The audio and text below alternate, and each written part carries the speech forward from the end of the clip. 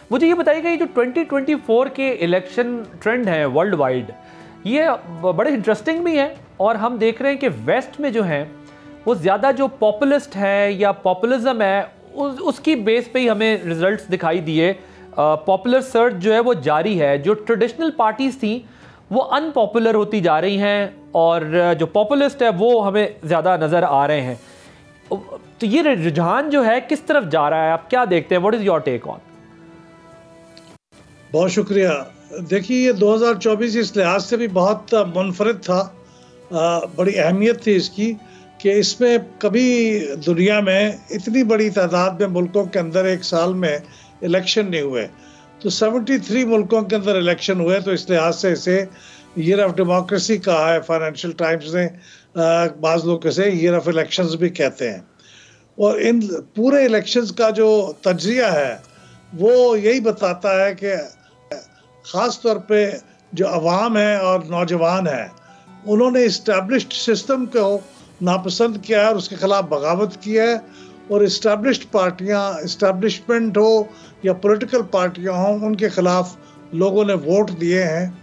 अगरचे ये रिपोर्ट पाकिस्तान के बारे में तो स्पेसिफिक नहीं है, लेकिन मैं इसको देख रहा था और बार बार मुझे अंदाज़ा हो रहा था कि पाकिस्तान के हालात से भी कितनी मुमासलत रखती है। पाकिस्तान के अंदर 2024 में जो कुछ हुआ वो भी इस रिपोर्ट के जो तज्जिए हैं या उसके जो नताइज हैं उससे बहुत मुख्तलिफ नहीं है।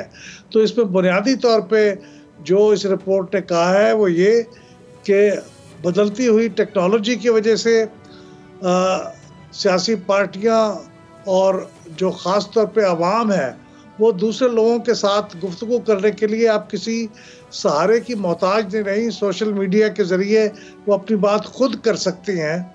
तो इस सारे का नतीजा ये हुआ है।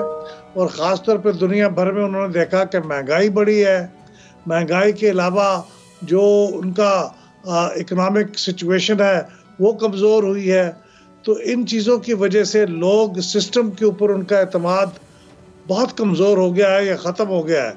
तो वो उन्होंने एक किस्म की जमहूरी तरीके से सिस्टम के ख़िलाफ़ बगावत की है कि वो पार्टियां जो सिस्टम के साथ खड़ी हुई हैं उनका वोट बैंक कम हुआ है और उनको हराया गया है या कम से कम उनका वोट बैंक कम हुआ है।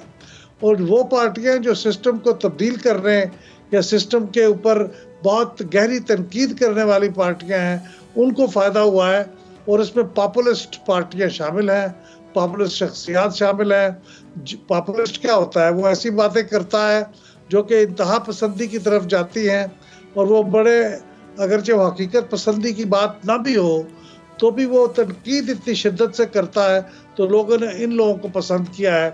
ट्रंप साहब जो हैं वो भी अमेरिका के निज़ाम को बदलना चाहते हैं और हमारे मुल्क में भी इमरान खान ने निज़ाम पे बहुत तनकीदें की हैं।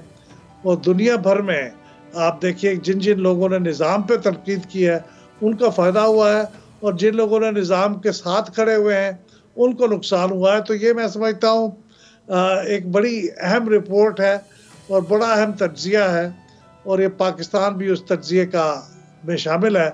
इसमें भी चीज़ें उनसे मुख्तलिफ नहीं हैं। सब्सक्राइब करें और बेल दबाएं ताकि कोई खबर रह न जाए।